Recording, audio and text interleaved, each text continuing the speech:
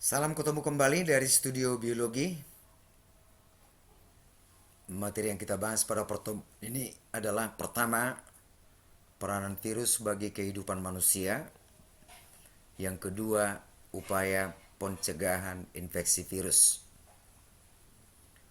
Yang pertama, peranan yang merugikan. Satu, menyebabkan penyakit pada manusia. Jadi kita lihat di sini ada jenis penyakit, virus penyebabnya, dan bagian tubuh kita yang diserang. Bagian tubuh kita yang diserang. Nah, ada influenza, orthomyxovirus penyebabnya, yang diserangnya sistem pernapasan. Lalu SARS, ya, itu virus penyebabnya coronavirus, ya, atau SARS coronavirus, COVID, yang diserangnya sistem pernapasan. Penyakit MERS juga yang diserangnya sistem pernapasan. COVID-19 yang diserangnya adalah sistem pernapasan. Lalu flu burung, virus penyebabnya adalah H5N1, yang diserangnya adalah sistem pernapasan. Lalu flu babi, yang diserangnya adalah sistem pernapasan. Virus penyebabnya adalah H1N1. Campak atau morbili, virus penyebabnya rubella virus, yang diserangnya adalah kulit. Herpes, virus penyebabnya herpes simplex virus, yang diserangnya adalah kulit dan mukosa atau membran mukosa dalam mulut, rongga mulut ya.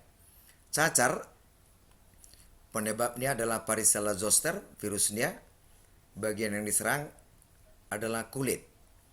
Kemudian Ebola, virus penyebabnya Ebola virus, yang diserangnya adalah darah dan pembuluh darah.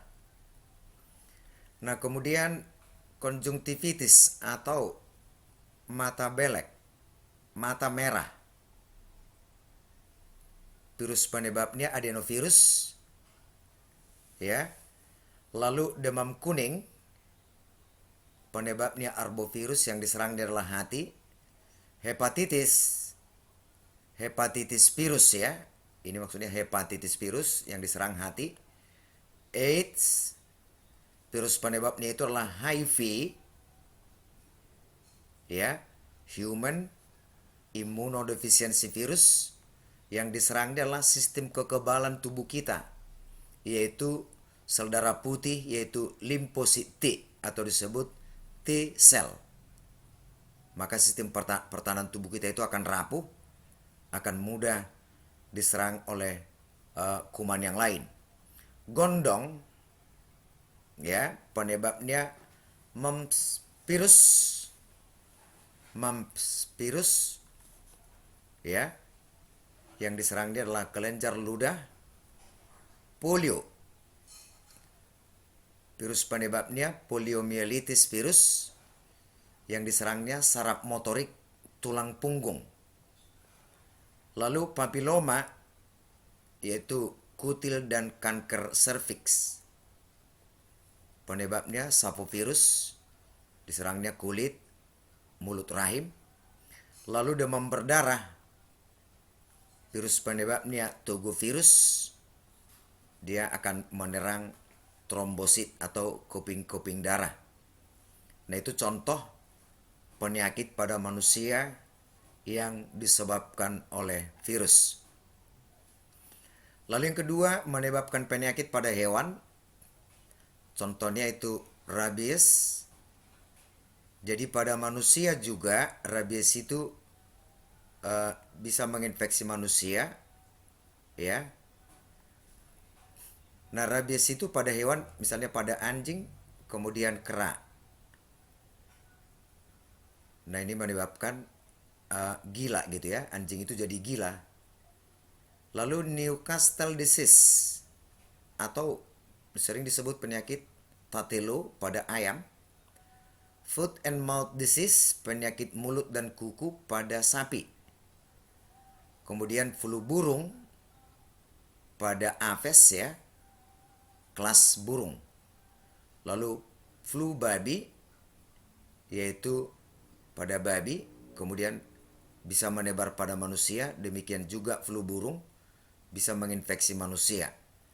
Flu burung disebabkan oleh virus H5N1, flu babi disebabkan oleh virus H1N1. Lalu menyebabkan penyakit pada tumbuhan, misalnya TMV. Ingat sejarah penemuan virus diawali dari yaitu penyakit mosaik pada tembakau, yaitu tobacco mosaic virus. Lalu CPPD, citrus vine phloem degenerase. Virus ini merusak phloem pada tanaman jeruk. Lalu penyakit tungro atau sering disebut wereng karena vektornya serangga yaitu wereng menyerang padi. Lalu ada PYD, potato yellow dwarf ya, itu menyerang tanaman kentang. Lalu ada peranan virus yang menguntungkan. Misalnya ini adalah bahan pembuatan vaksin. Kemudian berperan dalam proses produksi interferon, yaitu senyawa protein antivirus. Lalu dapat menyerang bakteri. Bakteriofagi kan virus pemakan bakteri. Jadi ada bakteri yang bisa menyebabkan penyakit pada manusia. Apabila bakteri patogen itu, penyebab penyakit pada manusia itu diserang virus, berarti manusia beruntung gitu maksudnya. Nah lalu sebagai objek penelitian ya, objek penelitian. Lalu bagaimana upaya pencegahan terhadap infeksi virus itu? Kita ketahui bahwa sifat virus itu, virus tidak dapat dibunuh. Dia tahan terhadap antibiotik. Maka upaya yang bisa kita lakukan adalah pencegahan atau disebut namanya preventif. Misalnya, pertama menjaga kebersihan. Yang kedua menjaga kebersihan lingkungan. Ini menjaga kebersihan diri gitu ya. Menjaga kebersihan lingkungan. Lalu mengkonsumsi makanan sehat, yaitu higienis dan kecukupan bergizi.